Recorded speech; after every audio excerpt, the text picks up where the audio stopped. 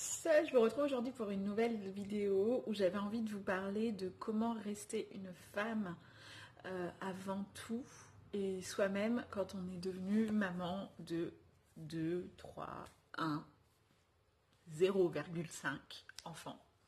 Voilà, on se retrouve tout de suite. Comme toujours, je ne prépare pas mes vidéos parce que j'aime bien l'idée que ce soit ultra spontané, que je vous dise des choses que j'avais pas forcément prévu de vous dire, etc.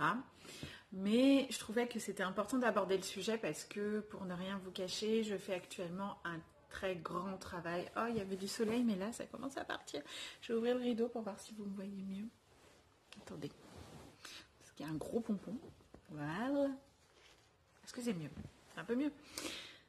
Donc je fais un très gros travail lié à mon enfance, mon adolescence, ma vie, toutes les choses que j'ai banalisées, etc. Et au milieu de ce travail se trouve ma place de femme et de mon moi intérieur. Voilà.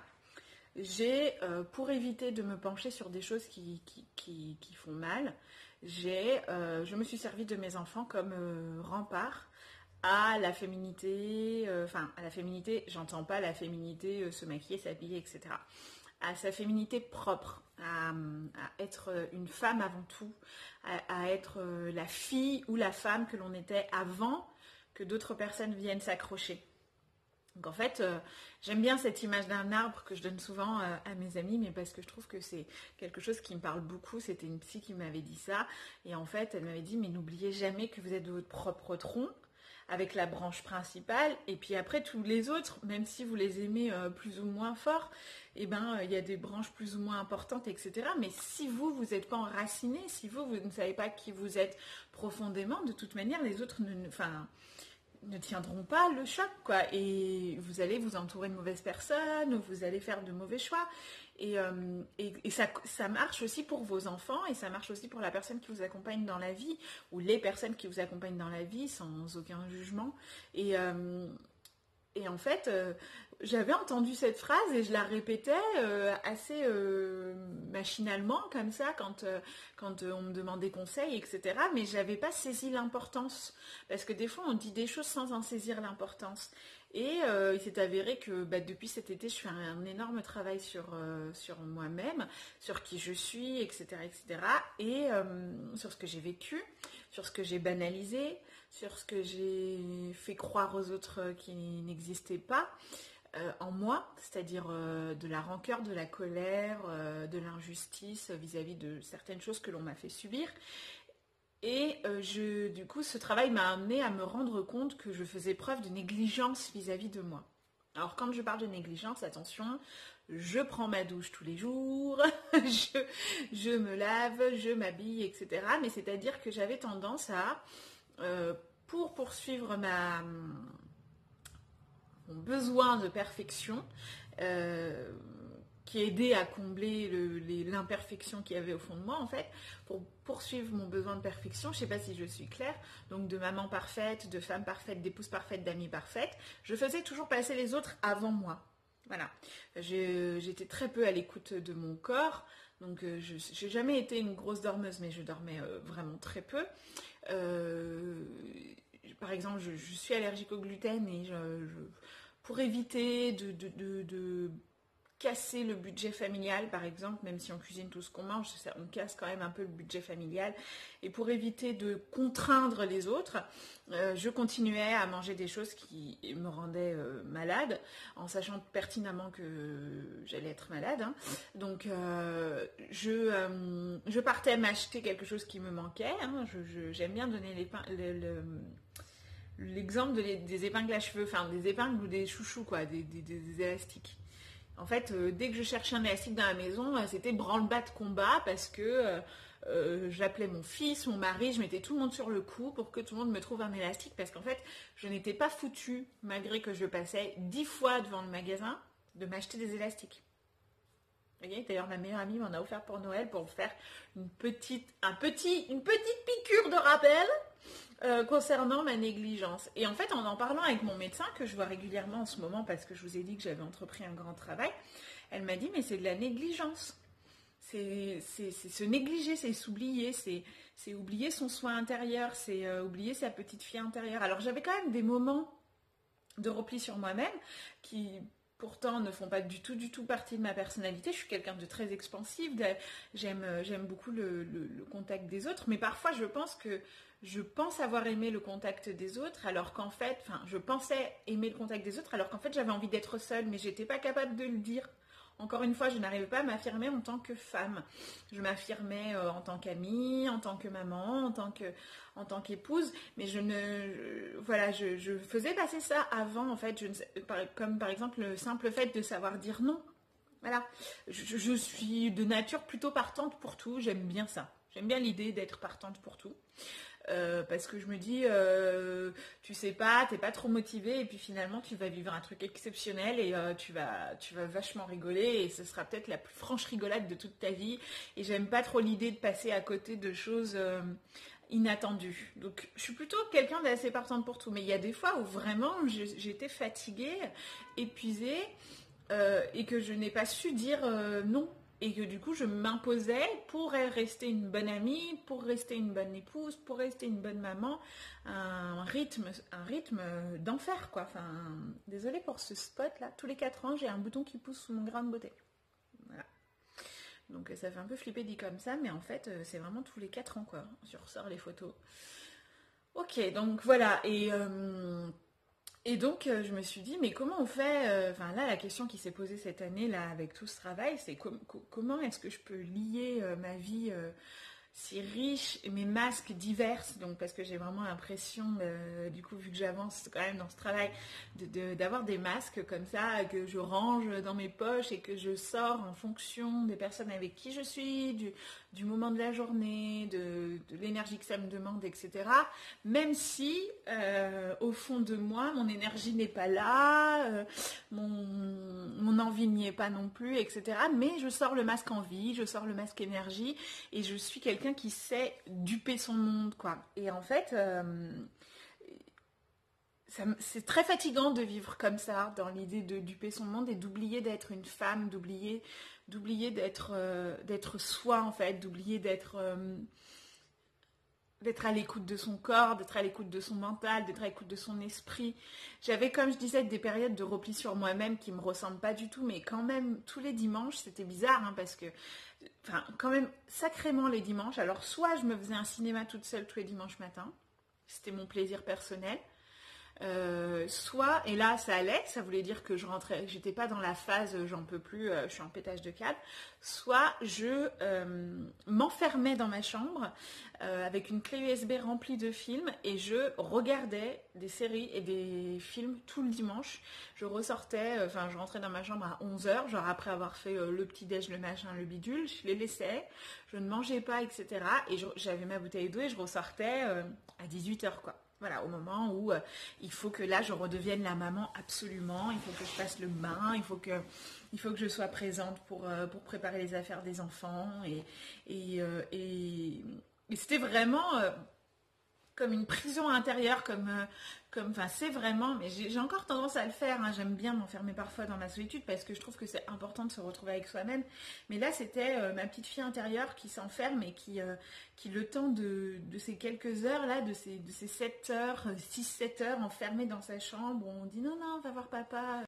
Finalement, ces 6-7 heures, bah voilà quoi, elles vous permettent quand même de refaire le point, de reprendre de l'énergie pour une semaine, et mine de rien, c'était quand même assez douloureux de ne pas réussir à dire j'ai plus d'énergie, je suis HS et j'ai besoin de dormir, ou j'ai besoin d'avoir 1 heure pour moi tout au long de la semaine, et de cumuler, et qu'une fois toutes les 2 semaines, un dimanche, hop, je m'enferme, et que personne ne comprenne pas pourquoi, et que tout le monde trouve ça super égoïste et ne comprenne pas ce qui se passe derrière, parce que bien entendu j'avais caché très très bien caché et très très bien enfoui, hein. Je pense que j'aurais gagné à cache-cache, hein, des choses très graves, et qu'il y a des moments où bah, ça ressortait et je voulais pas que ça ressorte devant les gens que j'aime. Donc voilà, donc pendant longtemps, et encore aujourd'hui, hein, je vais pas mentir, des fois j'ai l'impression d'avoir des masques. Je me rappelle d'une remise de diplôme que j'ai eue il y a 1 semaine, et où franchement j'étais très fatiguée toute la journée. au point d'être incapable d'aller faire les courses, quoi. Enfin, j'étais vraiment fatiguée. Enfin, je sais pas, il y a des jours comme ça où vous vous sentez vraiment pas bien, un peu la tête qui tourne, un peu la nausée. Enfin, tout le monde vit ces moments-là de baisse un peu de tension, etc. Et je savais que à 17h30, j'avais ma remise de diplôme. Donc, j'ai dormi. Enfin, c'était un jour où je travaillais pas, donc j'ai dormi de 14h à 16h. J'ai dormi avec mon petit. Et à 16h, je me suis réveillée et là, bim bam boum, je savais que mes copines allaient arriver, qu'il fallait mettre le masque énergie, dynamisme, humour. Et j'ai pris ma douche, je me suis lavé les cheveux, je me suis habillée, je me suis maquillée, je me suis fait belle. Elles sont arrivées, on est parti, on a rigolé toute la soirée, on allait boire un verre, on a mangé. Je suis rentrée chez moi, il était minuit. Voilà. Et je suis rentrée chez moi lessivée. Mais je l'ai fait parce que j'ai encore ce problème de masque en fait. Et parce que enfin, de toute manière, je n'aurais raté cette remise de diplôme pour rien au monde, mais j'aurais aussi pu dire ok, je vais à ma remise de diplôme et puis je rentre après parce qu'aujourd'hui, j'ai même pas été capable d'assurer mes tâches quotidiennes, voilà, qui étaient prévues quoi. Mais en fait, enfin mes tâches quotidiennes que je m'impose, attention, personne ne m'impose des tâches quotidiennes. Mais du coup, non, j'ai pas fait ça.